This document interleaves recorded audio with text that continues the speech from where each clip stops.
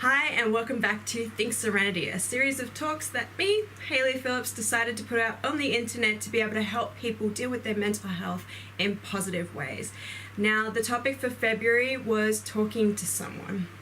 Now, I know there are a lot of you who probably don't know who it is that they're meant to reach out to in our time of need. Most of the times we have these angels in our lives who are sometimes in the form of family or friends that we know that we can open up to and we can trust. But there are also a lot of people who really don't have no one to talk to. And for those people, I highly recommend going to see your GP and booking an appointment with your psychologist. If you're from Australia, the government has thankfully put in some help where you can apply through your GP to get 5 free visits, a minimum a year, to see an actual psychologist, which I think is great because it's usually someone local in the area. And you can also do a review after those 5 visits to actually receive more for free. So especially if you're not in the financial situation to be able to pay a psychologist, this is super great. And for those who need that emergency care, those who are having suicidal thoughts or wanting to self-harm, there are plenty of emergency services that are for free that you can use.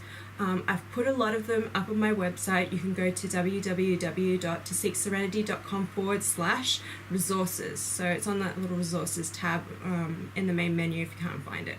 But a lot of them are free helplines that you can call 24/7. Sometimes they say there is a delay for about 30 minutes, so just be a bit patient. But there's also chat rooms and forums. So there's plenty of free access to have someone to talk to. So there really is someone for everyone. And, you know, once you've figured out who it is that you want to talk to, I know that there are a lot of thoughts that sometimes go through our head.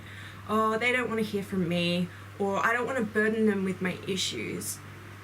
We need to have the courage to be able to speak up and express exactly how we're feeling.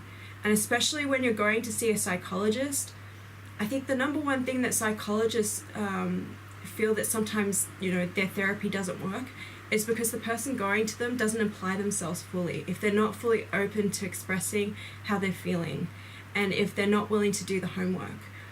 If you really want the help, if you're really determined to get better, do all that you can to do what they ask you to do. They've been able to help hundreds of people with the same issues as you. It might not be the same context. It might be because of stuff that's going on at home. It might be because someone has passed away. But no matter what the circumstance, they are absolutely helpful. I'm actually up to my final appointment with my psychologist. I had to go up to 10. And I'm so grateful for the tips and tools that he was able to teach me and help me to be able to apply to get myself to where I am now. So I know 100% that it helps. Now, as for how do you get talking? Because sometimes it can be a bit awkward. For those who are dealing with depression, I feel like the best point to kind of start on is really from the beginning. When was the first time that you recognized that you were feeling sad or depressed? Was it because one of your best friends chose not to be your best friend anymore? Was it because of the death of a loved one? Is it because of your family circumstances or your income or a loss of identity? If you've been adopted or fostered and you're going from home to home. Whatever the issue is, there's absolutely no shame in talking about it. So starting from the beginning can be something that's really helpful. And just voicing your feelings and getting it out there. A lot of the times there are people who are in our lives who've gone through the same situation. And once you vocalize that and you put that trust out there, they usually have amazing tools to be able to help you. Now, for those of you who suffer with anxiety, it can be a little bit more harder to express how you're feeling, because when your anxiety is built up that it's so bad that you're having panic attacks and heart palpitations and you feel so uncertain, sometimes those moments happen in your life and you're not really consciously thinking about something. You just know that you're anxious and you can't really identify where it is. It's because those thoughts have gone over and over in your head and you've just become it's so inherent in your subconscious that sometimes it triggers something. And so for those, you really need to take a step to settle yourself down, calm your nervous system, do some deep breathing and meditation, And then slowly think about what were the thoughts going through my head just before I got anxious. And writing those thoughts down, because essentially, like when we think about depression is fear about something in the past. Anxiety is all about fear of something that could potentially happen in the future. And so by writing your thoughts down, all the negative thoughts, you begin to look at what your fears are, because anxiety is essentially fear-based.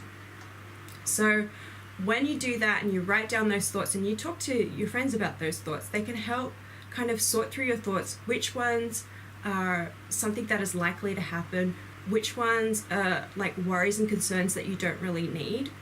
So especially when it comes like fear of how people see you or fear of an outcome of what's going to happen in the future, you really need to sit back and think, well, what if that outcome could potentially be favorable? Because it's all those what if questions that drive us crazy. And that's essentially what anxious mind's all about. It's all about the what if questions. What if this happens? What if that happens? And you're so busy thinking and planning about what potentially can happen, a possible of a million different outcomes. It's just not healthy. What you need to do is focus in on the moment. Okay, what can I do in this moment to ease my mind on it? Is it to focus on something else? What can I control in my surroundings right now? Because thoughts about the future, you don't know what's going to happen. And the best thing to do is just to focus in on that moment and what can you do now? Or what do you feel happy and satisfied with now, with doing? So hopefully that's something that can help. So just talking to your friends about your thought process or your psychologist about your thought process. And they have some amazing techniques. Cognitive behavioral therapy is amazing. And my psychologist used that for my anxiety and my anxious thoughts. And I still get them, but it takes a while for your brain to be able to train itself to know how to think properly. Now, for those of you who are watching this and who don't have any form of mental illness, or even for those who do have a mental illness, we just need to be aware that there are a lot of people who are going through a mental illness, probably even in our family and friends, who hide it really well. They hide it smiling, they hide it when they're showing love for others, they hide it in service.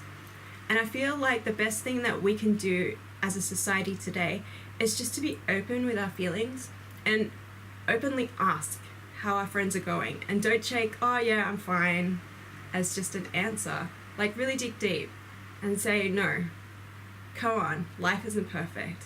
What's going on in your life? What can I help you with? Let's talk it through.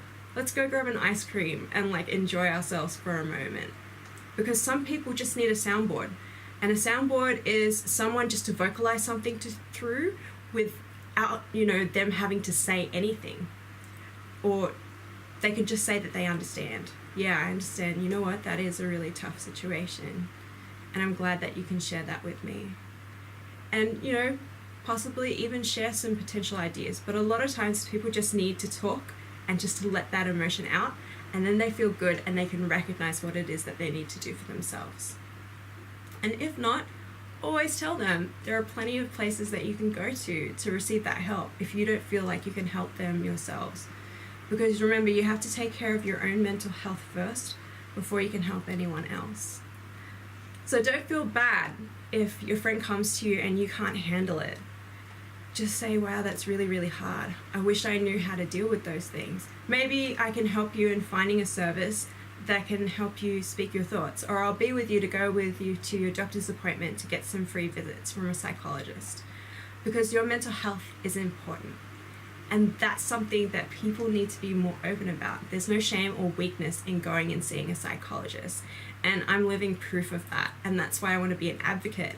And by dealing with your mental health now, you may think that you're broken and you're weak, but actually you are powerful. You're powerful because you have been so in tune with your emotions that it's affected you, even to the point of depression, to the point of anxiety, to the point of suicidal thoughts and self-harm. But you can come back from that and be stronger. And once you overcome it, you can be an advocate in helping others who have been in your situation. It's a powerful, powerful learning experience.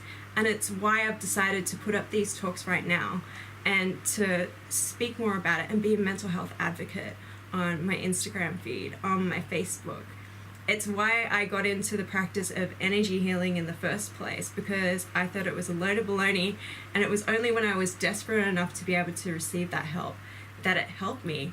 And then psychology appointments got so much easier, and things for my physical health got so much easier, and I just blossomed.